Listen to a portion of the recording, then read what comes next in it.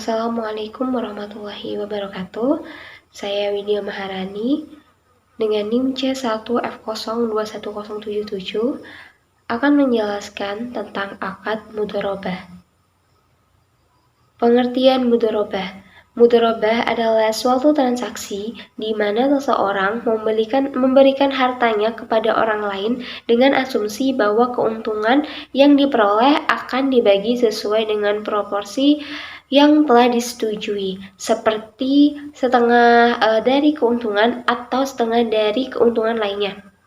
Nah, pembiayaan mudharabah itu adalah perjanjian antara bank syariah dan sohibul mal sebagai mudharib untuk memungkinkan kegiatan bisnis dijalankan. Bank syariah memberikan modal sepenuhnya dan nasabah itu yang menjalankan bisnisnya. Selanjutnya, landasan hukum mudharabah. Yang pertama yaitu Al-Quran, di mana terdapat dalam surah Al-Muzammil ayat 20. Dan dari orang-orang yang berjalan di muka bumi mencari sebagian karunia Allah Subhanahu wa taala. Yang kedua itu hadis.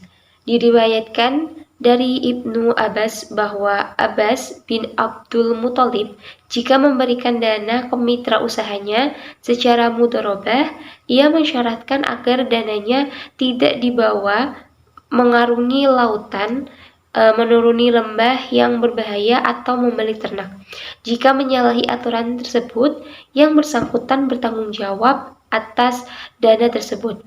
Disampaikan syarat tersebut pada Rasulullah SAW dan beliau membolehkan. Hadis riwayat Tabarani dari Salih bin Suhaib radhiyallahu bahwa Rasulullah itu bersabda, 3 hal yang di dalamnya terdapat keberkatan, itu jual beli secara tangguh, kemudian kirot atau mudharabah, dan mencampur gandum dengan tepung untuk keperluan rumah, bukan untuk dijual. Hadis riwayat Ibnu Majah. Kemudian yang ketiga itu ada ijma. Ibnu Al-Munzir itu mengatakan bahwa telah sepakat atau ijma para ahli ilmu atas dibolehkannya mudharabah. Al-Son'ani juga mengatakan bahwa tidak ada perselisihan antara orang-orang muslim terhadap dibolehkannya kirat. Selanjutnya yaitu jenis-jenis mudharabah. Ada 2 jenis, yaitu yang pertama mudharabah muqayyah. Mudharabah muqayyah adalah bentuk kerjasama antara pemilik dana dan pengelola, dengan kondisi pengelola dikenakan pembatasan oleh pemilik dana dalam hal tempat, cara, atau objek investasi. Kemudian yang kedua itu mudharabah mutlaq. Mudharabah mutlaq itu adalah bentuk kerja sama antara pemilik dana dan pengelola tanpa adanya pembatasan dana oleh pemilik dana dalam hal tempat, cara, atau objek investasi. Rukun transaksi mudharabah itu yang pertama ada penyedia dana atau sohibul mal dan pengelola atau mudharib. Itu harus cakap hukum. Kemudian yang kedua itu pernyataan ijab dan qabul, itu harus dinyatakan oleh para pihak untuk menunjukkan kehendak mereka dalam mengadakan kontrak atau akad. Yang ketiga itu modal. Itu ialah sejumlah uang atau aset yang diberikan oleh penyedia dana kepada mudharib untuk tujuan usaha. Yang keempat itu keuntungan mudharabah adalah jumlah yang didapat sebagai kelebihan dari modal. Dan yang kelima itu ada kegiatan usaha oleh pengelola atau mudharib sebagai perimbangan atau mukabil modal yang disediakan oleh penyedia dana. Selanjutnya itu alur transaksi mudharabah. Yang pertama itu nasabah mengajukan permohonan pembiayaan ke bank syariah, kemudian bank syariah akan melakukan evaluasi kelayakan investasi dan verifikasi. Jika layak, itu akan dilakukan pendatanganan kontrak mudharabah. Kemudian bank akan mengkontribusikan modal nasabah untuk mengelola usaha. Kemudian keuntungan itu dibagi antara bank dan nasabah sesuai porsi.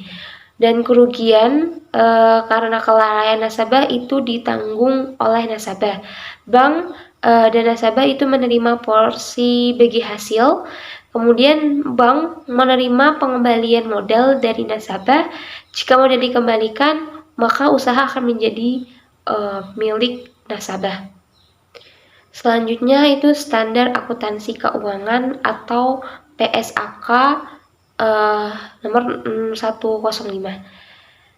Dana mudharabah yang disalurkan oleh pemilik dana diakui sebagai investasi mudharabah pada saat pembayaran kas atau penyerahan aset non-kas kepada pengelola dana.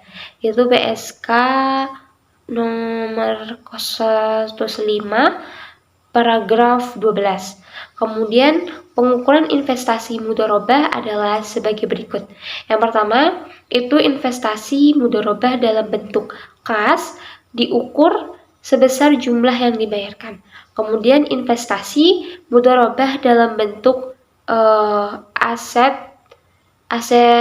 non kas itu diukur sebesar nilai wajar aset non-kas pada saat penyerahan. Kemudian jika nilai wajar itu lebih tinggi daripada nilai tercatatnya diakui, maka selisihnya diakui sebagai keuntungan tangguhan dan diamortisasi sesuai jangka waktu akan mudharabah. Jika nilai wajar lebih mudah daripada nilai tercatatnya, maka selisihnya diakui sebagai kerugian. Itu PSK nomor 05 paragraf 13. Pembatalan akad mudharabah. Akad mudharabah itu dapat berakhir jika yang pertama itu salah satu pihak itu menghentikan akad. Dan yang kedua itu mudharib meninggal atau hilang akal. Nah, dalam hal ini, mudharib yang meninggal atau hilang akal itu dapat digantikan oleh seorang ahli warisnya yang cakap hukum, balik, dan berakal sehat. Nah, apabila disetujui oleh semua ahli waris lain dalam mitra lainnya, modal mudharabah itu hilang atau habis. Apabila modal hilang atau habis, dan dalam hal ini modal tersebut habis sebelum sampai pada mudharib. Sekian video penjelasan tentang akad mudharabah yang dapat saya sampaikan. Kurang lebih saya mohon maaf. Saya akhiri. Wassalamualaikum warahmatullahi wabarakatuh.